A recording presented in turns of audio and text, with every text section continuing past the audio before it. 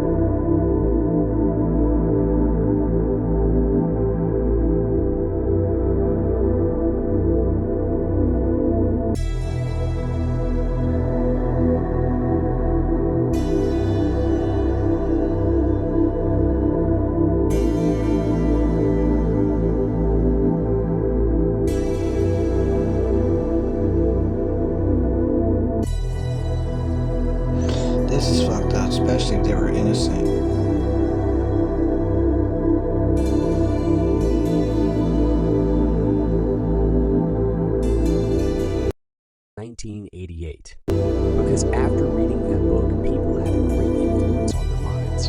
Because of their love for their country, people started to fight with the world. And the whole world has become battlefield. To save the world, the scientist doctor has made a time machine, in which after 9 years, only on the night of the moon, eclipse's night, one could travel. I am all those people after traveling back into the past who've been caused for the war, so I could save the world from destruction. Thomas sees that there is no mark of the bullet on Raya's hand. It means after completing her mission in 2015, she'll come to 2006 by time travel when Thomas has shot at her hand. Then in 1997 and then in 1988 when she'll die because of Thomas. Raya gives him the bracelet which he gifted his wife. Thomas gets worried to know this, that he is the killer of his granddaughter because she'll die because of him. He tells Raya to stop him until she goes to 1988. So I can't kill you and then come back to the future. Raya tells him that this isn't possible because my travel is one-sided. With time travel, I can only go into the past once. I can't return to my own time. After going 9 years back every time,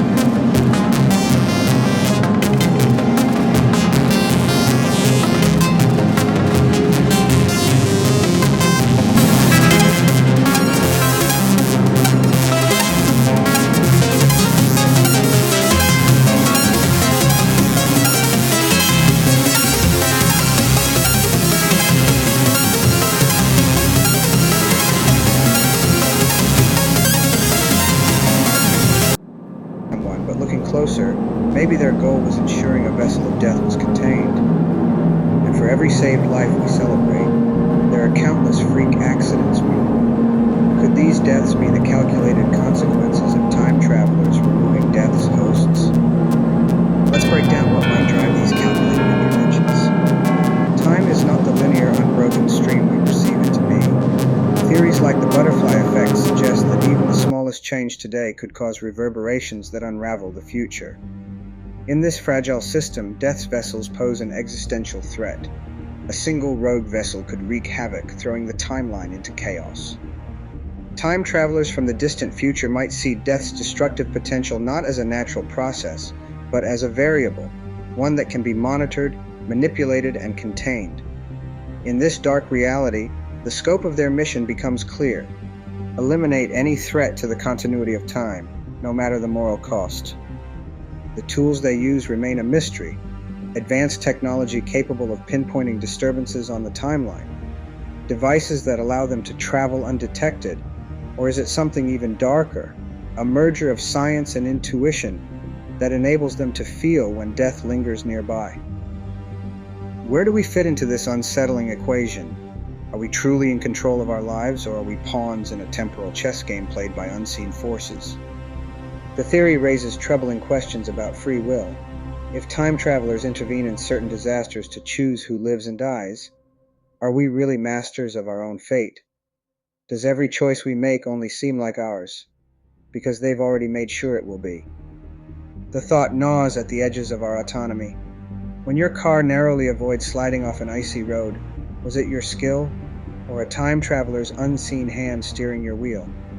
When you feel a rush of relief after avoiding a disaster, was it luck, or their shadow moving through the margins of your reality?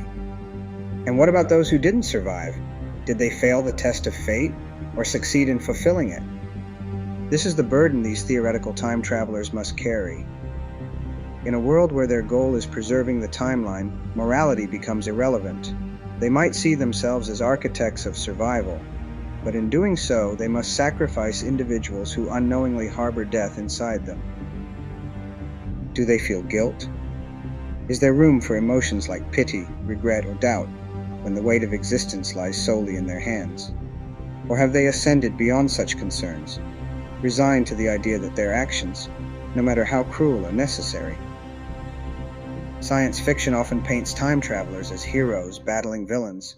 But what if there are no villains in this story? What if everyone is just a cog in an infinite, unfeeling machine that demands sacrifice to keep running?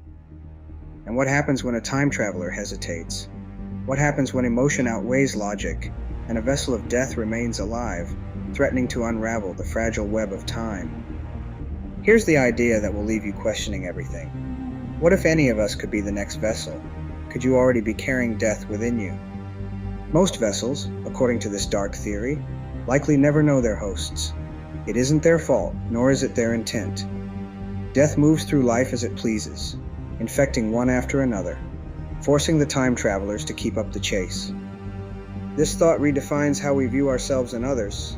The reckless driver, the nurse making the fatal mistake, a passerby on the subway. If this theory holds true, any one of us could be unknowingly housing a force that's far deadlier than we can comprehend. And when that force awakens, the time travelers will be there, watching, waiting, and ready to act before the timeline collapses. So where does that leave us? This dark and chilling theory twists our understanding of death from inevitability to orchestration. It suggests that life, its near misses, its accidents, its tragedies, isn't as random as it seems. Time travelers from the shadows may already be choosing for us, curating survival while eliminating those fated for destruction. But this isn't a tale of heroes or villains. It's a story of necessity, of sacrifices made in the name of a greater order. A story where the line between predator and protector blurs until it no longer exists. The next time you survive a dangerous situation or witness someone defying the odds, ask yourself, was this chance? Or was it part of a design too vast for you to see? And if you ever catch a fleeting shadow or feel unseen eyes watching before disaster strikes, maybe it's them, ensuring the fragile timeline remains unbroken. Because in this world, death is no longer inevitable. It's calculated, controlled. And the scariest part, you'll never even know they were there.